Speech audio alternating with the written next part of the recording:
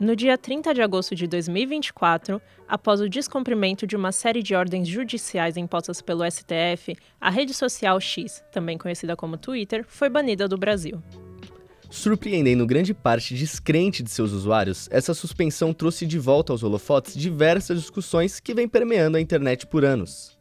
E hoje, no Pensa e Repensa, eu, Açucena Rosa, Eu, Felipe Rodrigues, junto de alguns convidados muito especiais da Fapcom, vamos discutir sobre como o banimento do X impacta em um dos direitos mais importantes que temos, o direito à informação.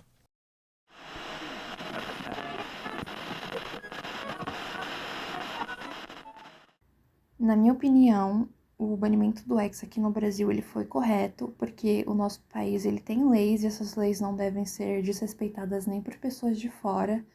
Então, tudo bem você ser a favor da liberdade de expressão, todos nós somos, mas a partir do momento que uma opinião ofende outra pessoa, ela não é mais opinião. E o fato do Elon Musk não entender isso é imoral. Então, eu acho que as decisões que tiveram até agora sobre isso foram corretas.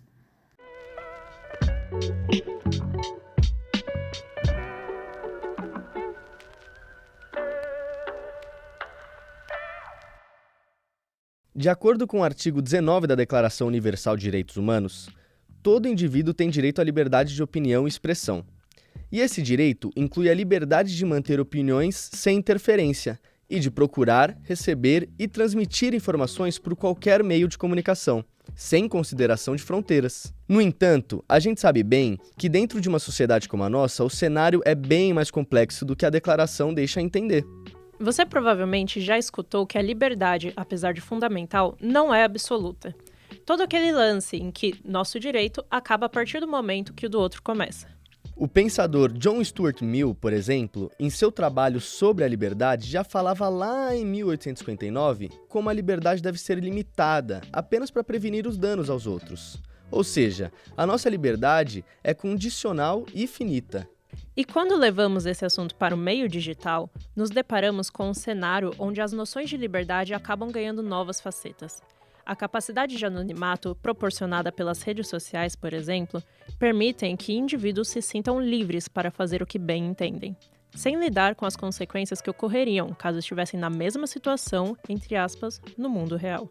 Historicamente, essas redes sociais como X, Facebook ou Instagram eram vistas como espaços neutros sem responsabilidade nenhuma pelos conteúdos ali compartilhados, independente deles serem ofensivos ou mentirosos, e é justamente nesse ponto que a liberdade de expressão e o direito à informação acabam convergindo nesse assunto. O filósofo Jürgen Habermas, na sua pesquisa Teoria do Agir Comunicativo, argumenta que a comunicação aberta e transparente é fundamental dentro de um sistema democrático. Logo, os cidadãos precisam estar assegurados de informações verídicas. Se uma plataforma não possui diretrizes que asseguram um espaço confiável e ainda perpetua informações nocivas, ela está ativamente causando danos ao coletivo, pois, como sabemos, a disseminação de informações falsas e mensagens de ódio tem acarretado consequências seríssimas no mundo real.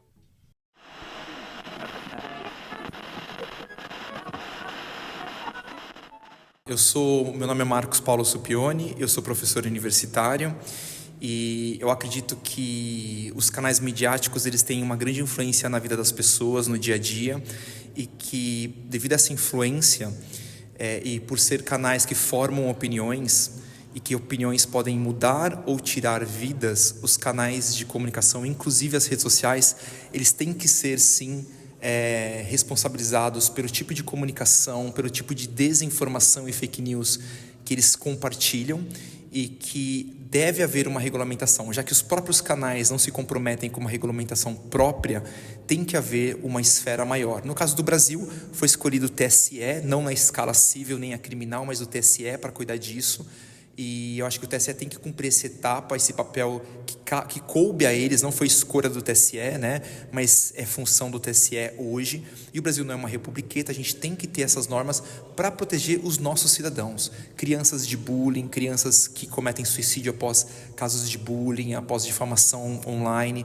Então acho que é importante para o bem-estar da sociedade e pelo compromisso com a informação fidedigna, ter uma regulamentação numa esfera superior, além das que as próprias redes já executam, né? Acho que tem que ter sim uma centralização e isso tem que ser algo debatido, levado a sério.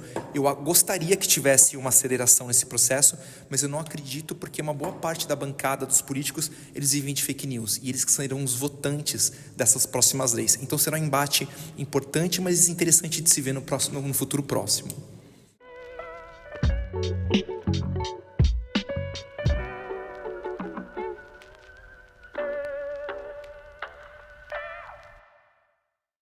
Nos últimos anos, a regulamentação das redes sociais se tornou uma pauta urgente para todos os lados políticos.